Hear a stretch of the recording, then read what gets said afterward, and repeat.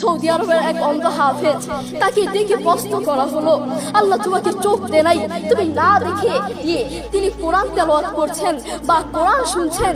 যখনই যাই তখনই দেখি তার দুটো সন্তান আছে, তিনি চাইলে তার সন্তানগুলোর চেহারা দেখতে পারে না, তিনি চাইলে তার মাকে দেখতে পারে না, তার বাবাকে দেখতে পারে না, তার আদরের টুকরো সন্তানগুলোকে দেখতে পারে না, তিনি চাইলে তার প্রিয় মানুষকে দেখতে পারে না, তার আত্মীয় স্বজনকে দেখতে পারে না। আপনি দেখবেন সে অন্ধ মানুষগুলো বলবে এই জিনিসটা এই কালার, এই জিনিসটার রং কালো, এই জিনিসটার রং সাদা, এই জিনিসটার রং লাল, কিন্তু তারা তো দেখে না। তারা মানুষ থেকে শুনে শুনে তারপর বলে এই জিনিসটার রং কালো। একটু পরীক্ষা করে দেখবেন, আমরা 1 ঘন্টা চোখটাকে এভাবে বন্ধ করে থাকতে পারি না, আমরা 2 ঘন্টা একদিন এভাবে চোখটাকে বন্ধ করে থাকতে পারি না।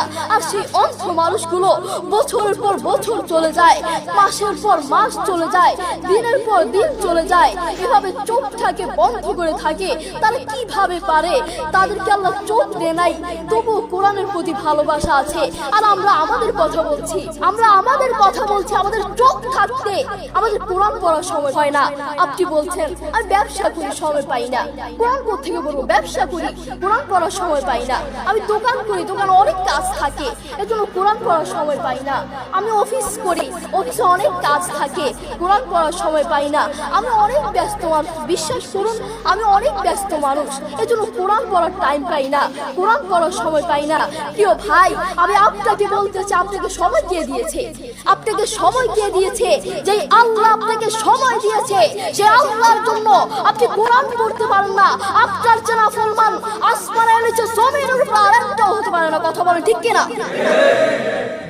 আপনাকে কত বড় একটা নিয়ামত দিয়েছে, আপনি কথা বলতে পারছেন, এটা কত বড় একটা নিয়ামত আপনি জানেন? কোরআনের সুর বড় মধুর সুর, কোরআনের সুর জানেন, একবার শুনলে বারবার শুনতে মন চায়।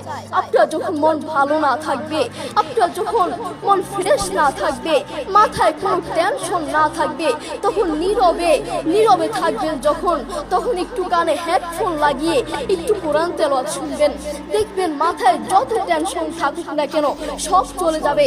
আমাদের বাসায় একটা সাউন্ড বক্স আছে, আমাদের পরিবারের সবার যখন মন ভালো না থাকে, আমার দাদা দাদু, আমার বাবা মা, ভাই বোন, কারো যদি মন ভালো না থাকে, তখন আমার বাবা সেই সাউন্ড বক্সে কোরআন তেলাওয়াত লাগিয়ে দেয়। আমার বাবা বলে যখন কোরআন তেলাওয়াত শুনি, মাথায় যতই টেনশন থাকুক না কেন সব চলে যায়, মন ফ্রেশ হয়ে যায়, মাথায় কোনো টেনশন থাকে না।